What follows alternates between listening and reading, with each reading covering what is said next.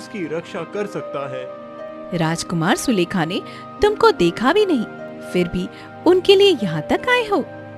किसी की जान बचाना मनुष्य का कर्तव्य होता है। अगर उसकी सहायता कर सकता हूँ तो ये मेरा सौभाग्य होगा।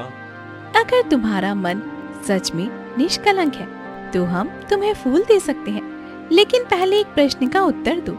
सही उत्तर मिला तो पुष्प तुम्हारा होगा, और अगर गलत मिला तो तुम जलकर भस्म हो जाओगे। मैं तैयार हूँ, आप प्रश्न पूछिए। प्रश्न ये है कि वो कौन सी वस्तु है जो जितनी बार बांटी जाए उतनी ही बढ़ती जाती है। प्रेम। प्रेम ही एक ऐसी वस्तु है जो जितना अधिक बांटोगे उतना ही बढ़ता जाएगा। अचानक एक रंग बिरंगी किरण झील से निकली और जल के ऊपर एक पीला पुष्प धीरे धीरे ऊपर आता है। सही उत्तर। तुम्हारा मन सोने की तरह शुद्ध है।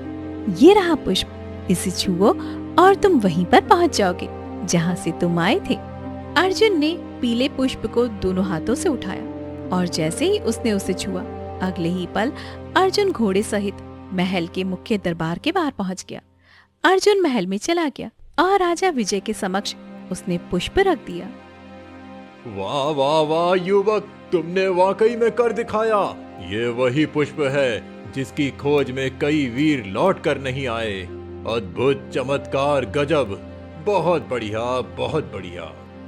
राजा विजय तुरंत पुष्प को उठाकर राजकुमारी सुलेखा के शरीर पर स्पर्श करता है। जैसे ही पुष्प उसकी त्वचा से स्पर्श करता है, उसकी आंखें धीरे धीरे खुलने लगती हैं।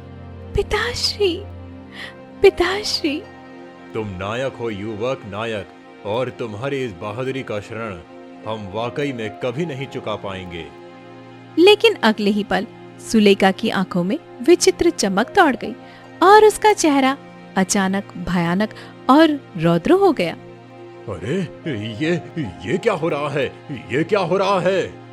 महाराज, ये तो कोई अपशगुन लगता है। अचानक कमरे के कोनों से धुआं उठने लगा और उसमें से एक राक्षस प्रकट हुआ।